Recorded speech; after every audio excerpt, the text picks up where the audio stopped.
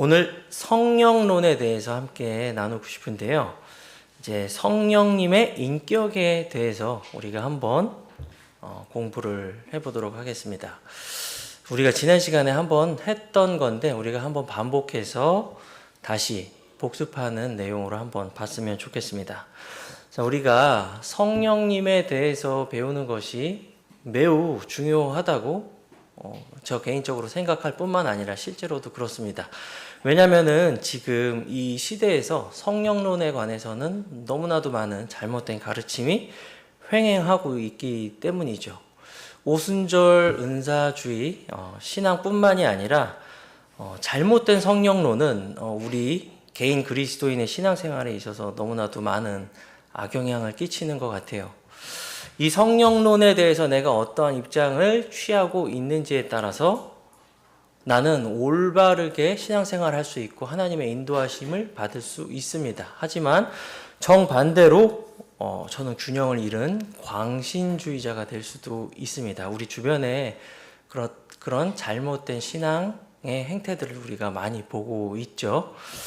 자, 그 중에서 우리가 가장 많이 놓치고 있는 것이 무엇이냐면은 성령님은 인격을 가지고 있는 삼위일체 중에서도 제3위의 위격을 가지신 하나님이시다라는 것입니다. 사실 이것을 모르지는 않죠. 하지만 우리가 신앙생활을 하다 보면 성령님께서 분명하게 인격을 갖추신 인격적 존재 하나님이시라는 것을 은연중에 이렇게 잊어버리는 때가 있는 것 같아요.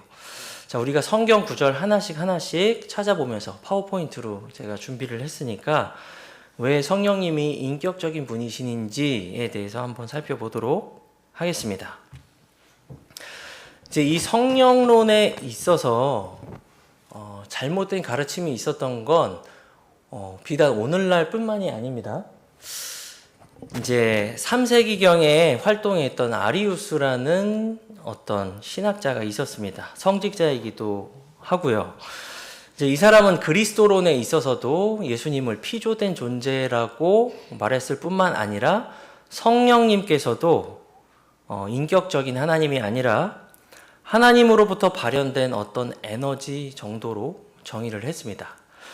근데 아시다시피 해 아래 새 것이 없죠. 이런 아리우스파의 가르침은 세대마다 이름만 변경된 채로 계속적으로 오늘날까지 계승되어 옵니다. 이제 이집트 알렉산드리아 출신이라고 여기 빨간색으로 적혀 있는데 오리겐, 판테누스를 비롯해서 여러 가지 이제 교부 철학자나 신학자들을 통해서 계속 이런 가르침이 전수됩니다.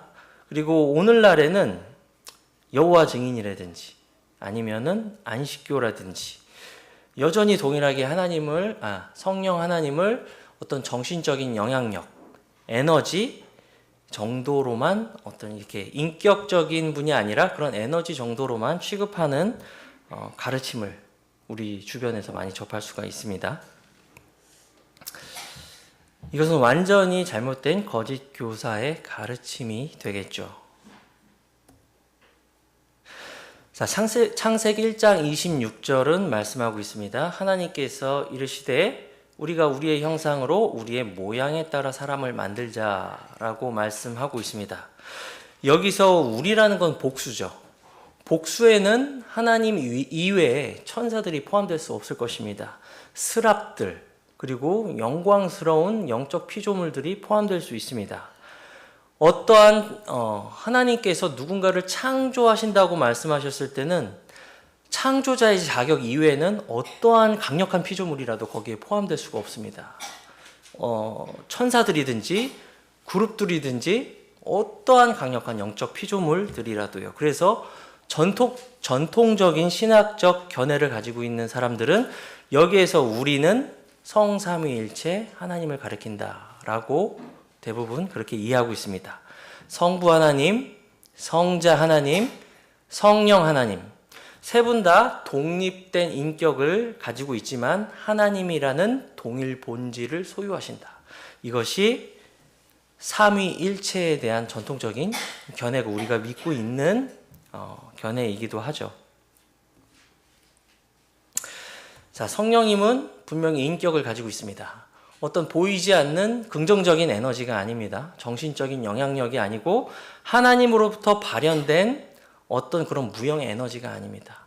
이분은 분명히 지정의를 가지고 계신 하나님이십니다. 그래서 아까 말씀드린 우리의 형상대로 사람을 만들자 했을 때 하나님처럼 지정의를 가지고 있는 그분의 형상이 반영된 지금 저와 여러분의 모습으로 이렇게 창조가 된 것이죠.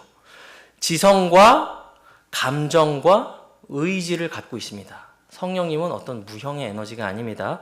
이사야 11장 2절은 말씀하고 있습니다.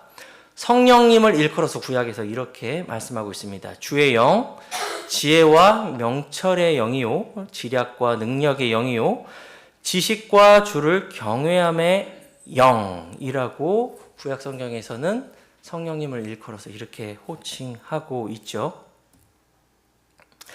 그리고 에베소서 1장 17절에서 사도 바울은 에베소 성도들을 위해 기도하면서 이렇게 언급하죠. 지혜와 계시의 영을 너희에게 주셔서 하나님께서 너희에게 베푸신 능력의 지극히 크심이 어떠한지 너희가 알기를 원한다 라고 이렇게 기도를 하고 있습니다. 성령님은 지성을 가지신 분일 뿐만 아니라 믿는 모든 신자들에게 그 부패함 가운데 있는 모든 사람들에게 참된 지식과 지혜와 조명을 주시는 분이십니다. 자, 그리고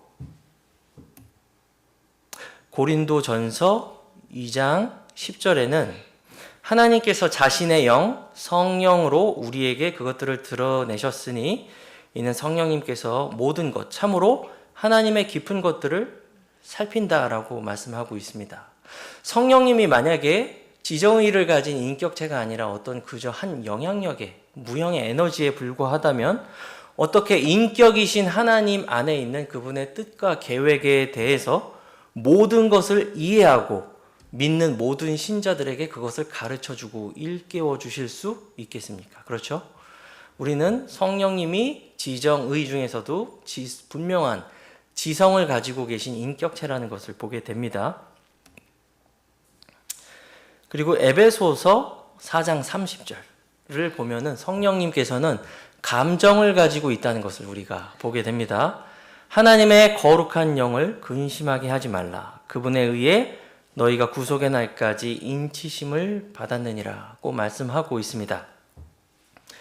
만약에 성령님이 어떤 행복이나 기쁨, 희망, 소망 이런 것들을 대변하는 보이지 않는 그냥 불특정한 에너지라고 우리가 한번 가정해 볼까요?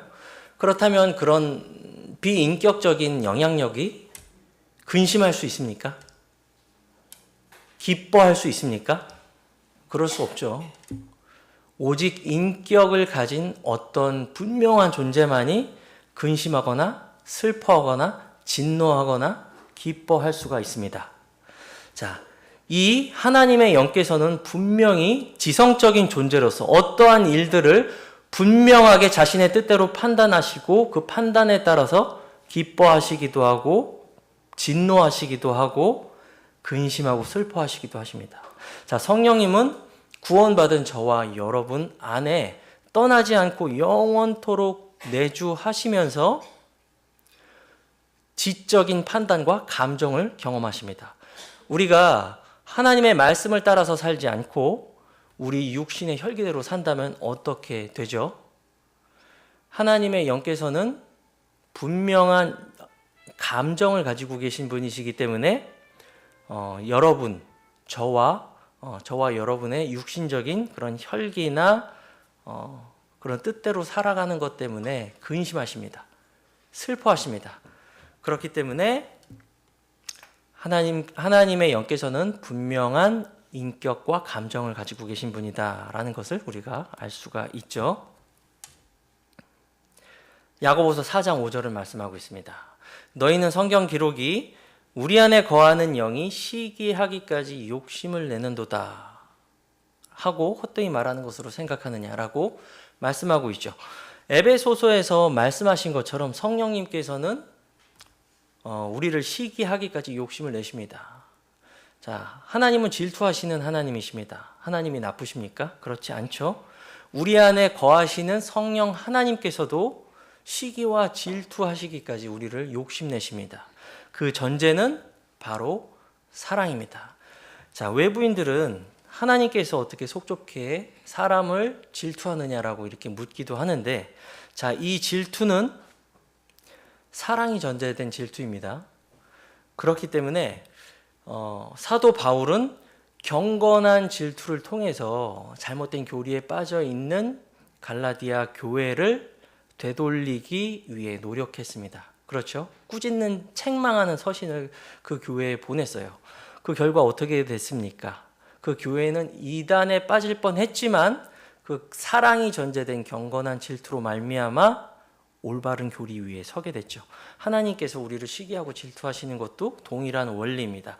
우리 안에 영원토록 내주하시는 성령님께서도 여러분을 욕심내십니다. 자, 여러분이 여러분의 뜻대로 사는 것이 아니라 이제 여러분을 위해 죽으시고 부활하신 분을 기쁘게 해드리기 위해서 하나님의 영광을 위해서 살아가길 원하십니다. 하지만 그렇게 하지 못할 때는 여러분 안에서 근심합니다. 그리고 시기하기까지 욕심을 내십니다. 로마서 5장 5절은 또한 말씀하고 있습니다. 소망이 우리를 부끄럽게 만들지 않는 것은 우리에게 주신 성령님에 의해 하나님의 사랑이 우리 마음 가운데 넓게 부어졌다고 말씀하고 있습니다. 성령님에 의해서 우리는 복음을 통해 우리한테 보여진 하나님의 크고 무궁하신 사랑을 이해하고 깨닫는 것을 넘어서서 실제적으로 우리 마음 가운데 광범위하게 넓게 부어졌다고 말씀하고 있습니다. 자, 이것은 우리가 느낄 수도 있지만 느끼지 못할 수도 있습니다. 하지만 분명한 것은 양쪽 다 믿음을 통해서 그것을 알 수 있다는 것입니다. 자, 성령님은 사랑하십니다. 로마서 15장 30절 성령의 사랑으로 인해 너희가 나를 위해 함께 기도하는 일에 힘쓰라고 말씀하고 있습니다. 자, 앞에 두 가지 부분을 살펴봤죠. 성령님께서는 지성을 가지고 계십니다. 그리고 감정을 가지고 계십니다. 자, 지성적인 판단과 감정에 따라서 어떤 자기 의지대로 행동하실 수가 있습니다. 성령님은 지정의를 가진 인격체이시기 때문입니다. 고린도전서 12장 11절은 말씀하고 있습니다. 이 모든 것은 바로 그 동일하신 한 성령님께서 역사하셔서 그분의 뜻대로 각 사람에게 개별적으로 은사를 나누어 주었다는 것이겠죠. 구원받은 모든 그리스도인들은 우리는 모를 수도 있지만 분명하게 하나님께서 은사와 선물들을 나누어 주셨습니다. 지금 여기 계신 여러분들 중에서 성령님께서 어떠한 선물을 주지 않은 분들은 아무도 없어요. 다만 우리가 실천적으로 주님을 계속 지속적으로 섬기지 않기 때문에 성령님께서 나에게 무엇을 주셨는지 깨닫지 못할 뿐이죠. 성령님께서는 구원받은 모든 그리스도인들에게 교회를 섬기기 위한 은사와 선물들을 주셨습니다. 그것들을 주실 때 어떻게 주셨습니까? 저 빨간색으로 강조 표시를 해놨는데요. 그분의 뜻대로 주십니다. 자, 성령님이 어떤 무형의 에너지라면 의지를 가지고 있을 수 있습니까? 그럴 수가 없죠. 성령님은 인격적인 존재이기 때문에 구원받은 한 성도를 그에게 맞는 최적의 은사와 선물을 주십니다. 그분의 뜻대로요. 의지를 가지고 계신 분이십니다. 성령님은 분명한 의지를 가지고 있는 분이기 때문에 사도 바울의 2차 전도 여행 시에 특정 지역에 복음 전하는 것을 잠시 동안 막기도 하셨어요. 그들이 부르기아와 갈라디아 지방을 두루 다닌 후에 성령님께서 그들에게 아시아에서 말씀 선포하는 것을 금하셨습니다. 성령님께서 판단하시고 사도가 그 지역에서 복음 전하는 것을 잠깐 막으셨다는 거죠. 이것은 인격적인 존재가 아니라면 불가능한 것이죠. 성령님께서는 지정의를 갖추신 삼위 하나님이십니다.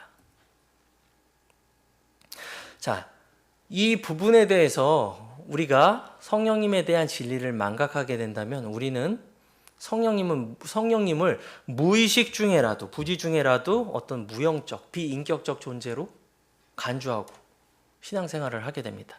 자, 대표적인 것이 어떤 기복주의 신앙이나 번영주의 신학이나 이제 강한 은사주의 신앙을 가지고 있는 사람들에게서 이런 부분이 많이 나타나죠. 자, 그들은 열심히 기도하고 하나님의 영으로 채워지길 기도합니다. 그리고 병자가 일으켜지고 방언도 하고요. 자, 그런 것들을 기대하지만 제가 25년간 그들과 함께 신앙생활을 하면서 느끼는 것은 성령님께서 지정의를 갖추신 인격적이고 전능하신 하나님이라는 것을 잊어버릴 때가 많다는 것입니다. 자, 성령님은 지정의를 가진 독립적인 인격체로 활동하십니다. 성령님께서는 말씀하십니다. 요한계시록을 보면은 거의 7차례 넘게 반복해서 말씀하시죠. 귀 있는 자는 성령께서 교회들에게 말씀하시는 것을 들을지어다 라고 말씀하고 있습니다.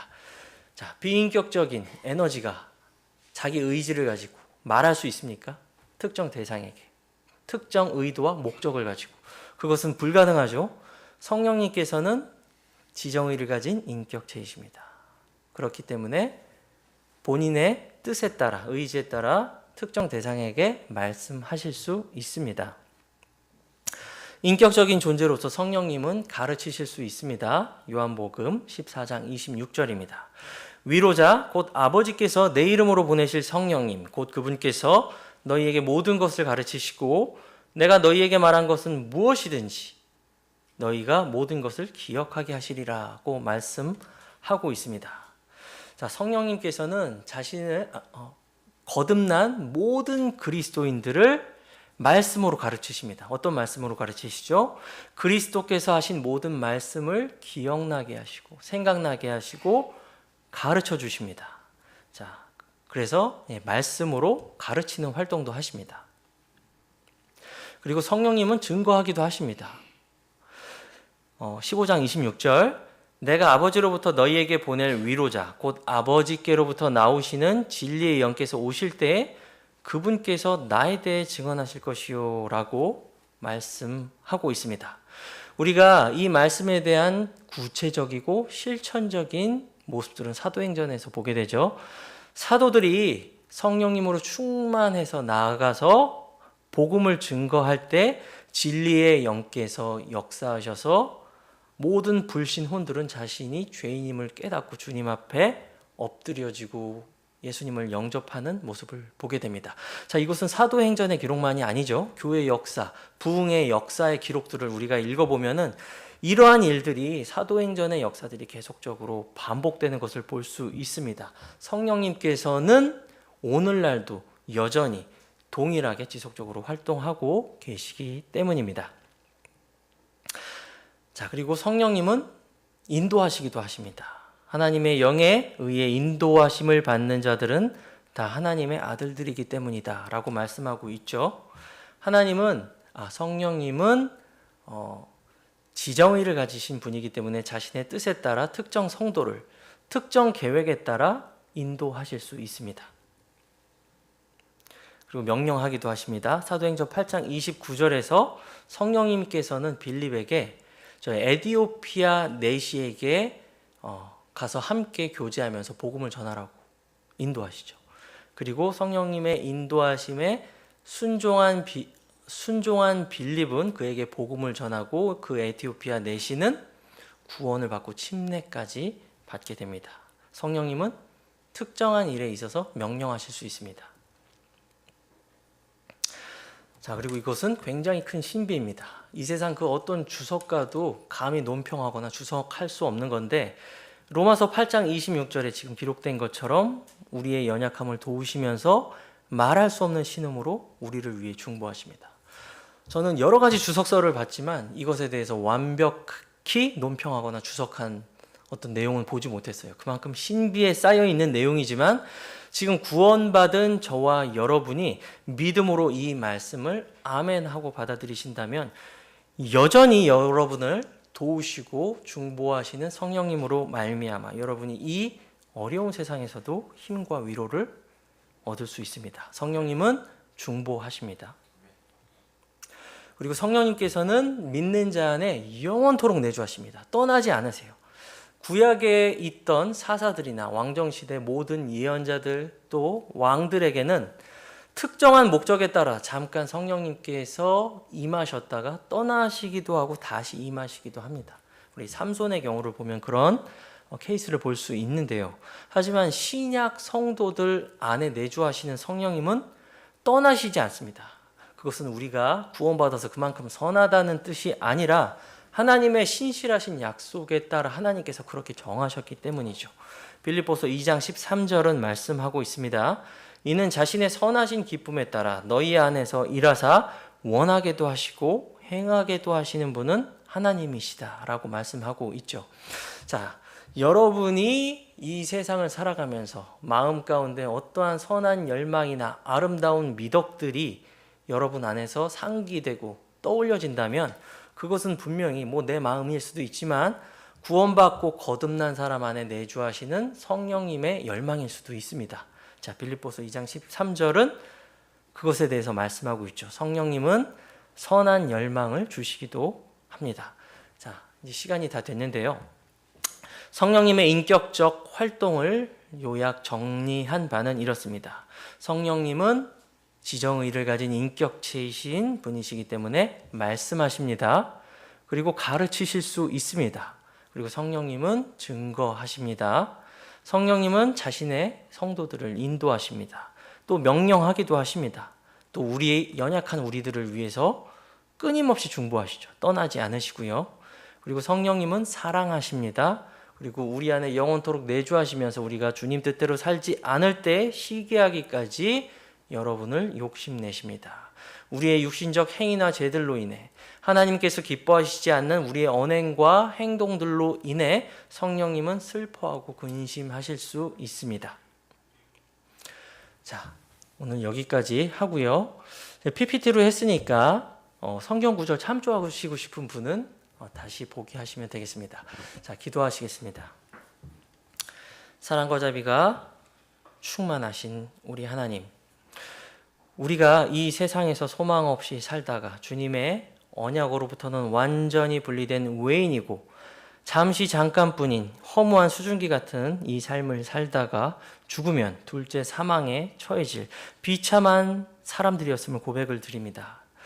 그럼에도 불구하고 하나님께서 우리에게 은혜를 베푸셔서 귀한 전도자들을 보내주셔서 복음을 선포하게 하시고 그 복음을 믿고 하나님의 아들과 딸들로 삼아주셨습니다. 더 나아가서 우리 안에 진리의 영을 보내주셔서 하나님을 아바 아버지라 부르짖게 하시고 인격이신 그 분이 우리 안에서 영원한 위로자요 중보자가 되게 해주셨음에 감사와 찬양을 드립니다. 오늘 우리가 나눈 말씀을 기반으로 우리 모든 성도들 늘 우리가 홀로 고아처럼 내버려 버림받은 자가 아니라 우리 안에 영원토록 내주하시는 성령님, 지정의를 가지신 인격자, 전능의 성령님이 우리와 늘 함께 계신다는 것으로 인해 위로와 힘을 얻는 또한 하나님의 인도하심과 또한 능력을 얻는 귀한 성도들이 되게 하여 주시옵소서. 감사드리며 예수님의 이름으로 기도드립니다. 아멘.